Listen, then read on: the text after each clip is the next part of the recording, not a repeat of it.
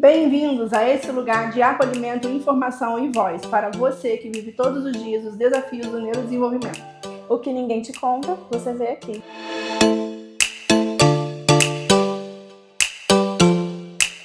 Eu sou Marcele Campos, neuropsicóloga, especializada em atendimento infanto-juvenil. Eu sou Maíla Cabral, mãe atípica, AT, uma mãe em busca de desenvolvimento e autonomia para o filho. E como prometido, hoje nós vamos falar de seletividade alimentar com a nossa querida Elizabeth. Elizabeth, se apresenta, por favor. Eu sou Elizabeth Simões, sou nutricionista, especialista em atendimento em TEA com seletividade alimentar e hoje vamos falar um pouquinho o que é ter a seletividade alimentar dentro da nossa casa. Se seu filho só come 3 alimentos, por exemplo, e qualquer tentativa que você tem de fazer ele comer vira uma grande crise, este episódio é para você. E muitas pessoas julgam a família que passa por seletividade justamente por falta de conhecimento, por não entenderem e tecem comentários como mas é só você forçar um pouquinho que vai, é só deixar com fome, que deixa sem comer, deixa sem comer. E isso faz uma criança sofrer, isso faz uma família repensar, inclusive, os seus hábitos de vida. Então, Elizabeth, a seletividade alimentar no autismo, ela é uma escolha? Não, ela não é uma escolha. A seletividade alimentar no autismo, ele passa muito além da escolha. O que os pais veem, o que a gente consegue ver por cima é muito superficial. Mas as crianças têm toda uma parte sensorial, uma escolha de temperatura alimentar, ou é quente, ou é frio, ou é pastoso, ou é seco, ou até mesmo a escolha de cores dos alimentos. Tem crianças que têm uma seletividade alimentar que gosta só do verde, que gosta só do amarelo. Isso é uma questão entre corpo e cérebro. Exatamente. Não é sobre não querer, é não conseguir, às vezes, aceitar um alimento, não é isso? Ou é sobre padrões rígidos também de pensamento. Nós falamos no episódio anterior, se você não viu, corre lá e assista, sobre rigidez cognitiva, que também impacta na seletividade, não é mesmo, Elizabeth? Sim, muito. A condução dessa criança, né, dentro da toda essa questão familiar, a social, uma educação alimentar, vem desde a infância na sua introdução alimentar. E esses padrões muito rigorosos que precisam de estar sempre assistidos, isso traz muito transtorno. A criança faz essa escolha não é porque ela não quer, é porque para ela é muito difícil. O impacto é muito grande em relação à alimentação. Elizabeth, quando uma criança se recusa a comer, qual é o primeiro passo que a família precisa dar? A família precisa de entender, Marcele, que o recusar em comer, para nós, né, para a família em geral, ela entende o comer como o ato de comer, levar o alimento na boca. E isso é uma questão muito além para nós profissionais. Só da criança tocar, só da criança cheirar, da criança perceber que aquele alimento está no prato e ela tolerar aquele alimento, já é um passo para alguma conquista na seletividade alimentar. E você consegue diferenciar para a gente a diferença de uma criança que às vezes não quer comer para uma criança seletiva? Por quê? Tem muitas pessoas que às vezes têm uma criança que acha que essa criança é seletiva e não entende, né, o termo seletividade alimentar. A gente sabe que tem muitas famílias que às vezes nunca ouviram falar nisso e de repente que isso cai de paraquedas, né, na sua casa. Então explica pra gente o que é de fato a seletividade alimentar e qual que é a diferença de uma criança que não quer comer um alimento e uma criança que é seletiva. Uma criança que realmente entra numa questão de seletividade alimentar, ela tem uma gama, um leque muito pequeno do alimento, né? Para você chamar de seletividade alimentar, ela não atinge nem a 20 alimentos por refeição, por dia, ou dentro da vivência dela. E isso a gente precisa de estar avaliando, fazendo toda essa técnica de estratégia na alimentação, com uma cozinha experimental, colocar isso em prática para descobrir. A criança que não quer comer precisa de ser avaliada quais são as questões dela não querer e realmente se ela tem a seletividade alimentar. Até porque tem outros transtornos relacionados à alimentação que não são especificamente a seletividade alimentar, né? Tem o transtorno evitativo, restritivo da alimentação. E quando você fala dessa avaliação e dessa coisa da cozinha experimental, você avalia esse processo na prática com a criança, com o alimento, ou você faz um processo como se fosse uma desensibilização, né? Primeiro a foto do alimento, para depois ir para o alimento em si. Entendo. Então, Marcele, toda essa questão da prática da seletividade alimentar, onde a gente trata a cozinha alimentar, é de forma lúdica, é na prática mesmo. Primeiro com os pais, para entender que a abrangência é esse, que ele entende como uma seletividade alimentar. Depois as sessões são feitas com a criança, buscando de uma forma bem lúdica, bem prática mesmo, aonde é que ela tem essa sensibilidade. Ou é tocar o alimento, é o alimento que está pastoso, ou é a temperatura do alimento. Então tudo acontece isso na prática, numa cozinha experimental. Para a criança, o papel do nutricionista, você tocou num ponto que para mim também é uma novidade. A criança chega para você, ele vem para uma primeira consulta, e dali você direciona para esse atendimento numa cozinha experimental, para você fazer uma avaliação melhor dessa criança, explica o processo dessa, como que chama? Terapia alimentar? Terapia alimentar. Como que funciona? Então, a terapia alimentar, ela tem uma questão bem abrangente. O que para você, às vezes, é o seu tempo, né? Que você chega, meu filho não come nada, e você quer que ele coma para ontem. Para a criança, isso demora. O alimento tem que ser apresentado à criança de 15 a 20 vezes, o mesmo alimento, e perceber a tolerância e aceitação daquela criança com aquele alimento, que nós vamos descobrir através de uma anamnese muito, muito detalhada e através de atendimento direcionado à criança. Então é totalmente diferente do atendimento de um adulto. É bom ressaltar que não trabalhamos sozinhos, né? As questões de uma equipe muito multiprofissional é a chave do sucesso de realmente conquistar esse alimento, e consegue. Uma coisa que eu ia pontuar, e você tocou agora, é a importância dos outros profissionais de uma equipe nessa avaliação e na condução depois de um tratamento para seletividade alimentar. E quando nós falamos sobre isso, eu penso que, para além do nutricionista, que é extremamente importante nesse momento, nós temos outros profissionais que a gente pode pensar, como terapeuta ocupacional, o próprio psicólogo, uma fono, que às vezes a criança tem dificuldade, né, na parte motora, inclusive da mastigação, da deglutição. Então, nesse contexto, não adianta muitas das vezes você ir somente no nutricionista. Não. É importante outras pessoas da equipe também estarem interagindo com esse nutricionista para poder fazer essa intervenção e, primeiramente, fazer essa avaliação. É certo? Isso aí. Quando naquele diagnóstico, naquela primeiro contato com os pais, com os responsáveis, depois com a criança, a gente percebe aonde está a dificuldade para ser direcionado. Até mesmo para que você tenha um aval de uma fono, por exemplo, se essa criança está pronta para realmente fazer todo esse processo de aceitação, mastigação, deglutição, de uma forma que você não tenha nenhum tipo de intercorrência desagradável. Sim, sim. Muito importante isso. Porque nós adultos, quando vamos a um nutricionista, geralmente a gente sai com um plano alimentar para seguir. Você retorna depois de um tempo, faz as adaptações necessárias.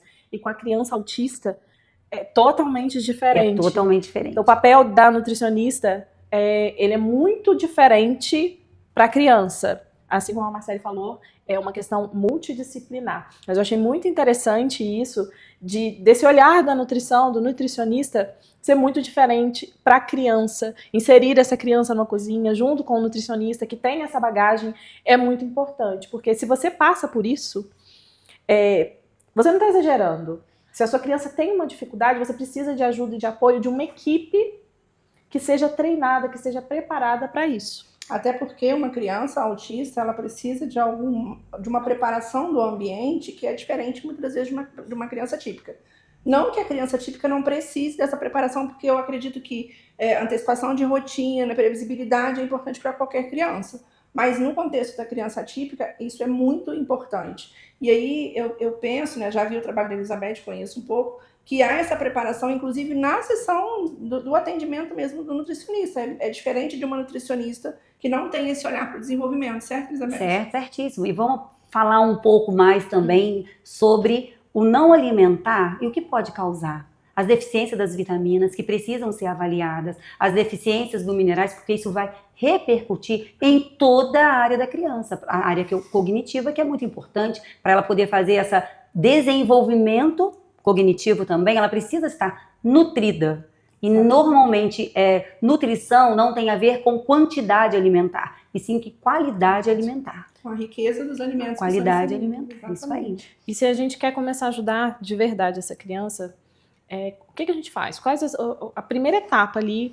Você passou por um nutricionista, você teve o começo ali dessa terapia, e em casa, o que você orienta geralmente para os pais? Normalmente é rotina, um ambiente calmo, e que a criança tenha as condições das orientações que ela, se puder, levar à mesa, ter a qualidade alimentar diariamente, seguir as orientações, não forçar a criança a comer, não ameaçar e muito mais, não fazer trocas. Se você comer isso, você vai ganhar isso, para não entrar numa condição, porque naquele momento ela não está nem preparada para a troca.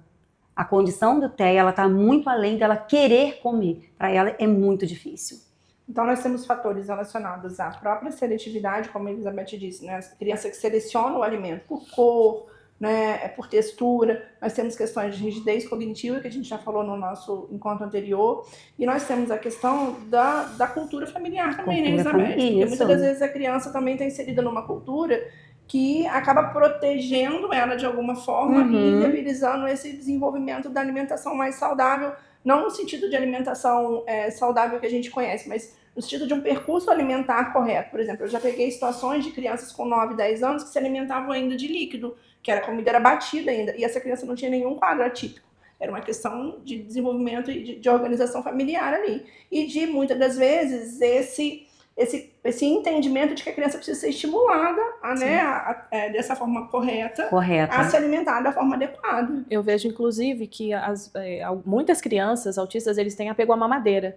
E aí os pais acabam batendo os alimentos, né, transformando aquilo na textura mais líquida, porque a mamadeira, né, de certa forma, facilita. E isso é prejudicial também. Facilita o lado dos pais e da criança não, porque todo o desenvolvimento orofacial dela vai ficar prejudicado, ela precisa de mastigar, ela precisa de ter contato com o alimento, mas isso a gente precisa de ter uma introdução alimentar. Hoje em dia os diagnósticos são mais precisos e cada vez mais recentes, e quando você vai fazer uma prevenção, você previne aquilo que vai acontecer mais tarde. Então, diagnosticou, já começa a identificar uma introdução alimentar de uma forma bem benéfica para a gente entender todo esse processo, porque hoje tem muita mãe ainda que, né, sem culpa nem nada, ela amassa, ela faz a liquidificação dos alimentos e aí acaba depois fazendo essa mudança para uma textura ou mais pastosa ou mais consistente com muita dificuldade.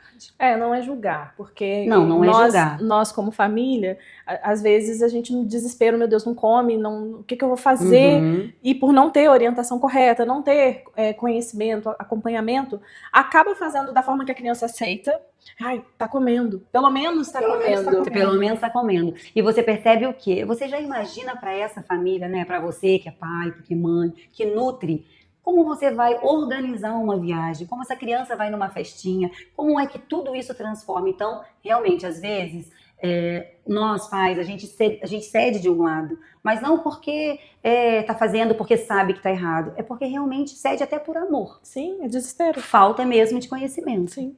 E aí esse lugar é justamente para isso, para a gente discutir temas que são corriqueiros na vida das pessoas, que ninguém fala sobre isso, né? Quando a gente usou esse termo, que ninguém te conta, é para trazer realmente coisas da vida real e que a gente sabe que é difícil para as famílias, mas que tem jeito, tem solução, tem encaminhamento, tem tratamento, tem como a gente organizar melhor toda essa questão da alimentação.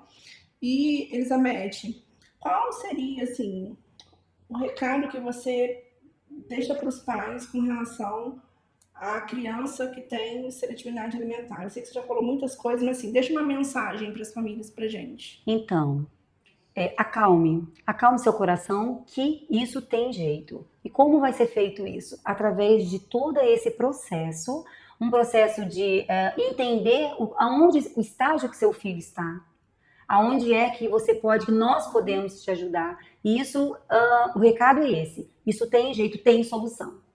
E mais uma vez, se você está passando por isso, você não está exagerando. Isso é sério, é muito sério. Então, busque ajuda, procure ajuda, porque quanto antes, né, a intervenção precoce, mais chances disso ser resolvido mais facilmente. A Marcele pode falar mais sobre isso. Exatamente. Eu costumo dizer que meu nome é mãe, meu sobrenome é culpa, né? Os mães se culpam, os cuidadores se culpam o tempo todo. Mas não é falha, né? Às vezes é falta de informação. É falta de um direcionamento. Então, se você tiver dúvidas sobre esse assunto, se você quiser saber mais sobre seletividade, deixa aqui nos comentários ou manda mensagem pra gente no direct, que a gente vai ter o prazer de te ajudar e de te informar, né, com conhecimento, com base científica, e a gente está aqui para servir, para poder ajudar você. Se esse vídeo trouxe alívio para você, compartilha com uma mãe, com uma família que passa por isso também, porque esse conteúdo pode, mais uma vez, ajudar Nosso intuito é sempre trazer conhecimento de forma mais clara, mais simples, e para ajudar vocês nessa caminhada que a gente sabe que é tão difícil. Isso aí. Muito obrigada para você que esteve com a gente até agora. Elizabeth, muito obrigada. Obrigada. E Boa próximo noite. episódio, espero que nós vamos trazer uma surpresa neste universo do autismo para você no próximo episódio. Agora a gente não vai contar o episódio, você vai ter que acompanhar e assistir. Até quarta que vem. Boa noite.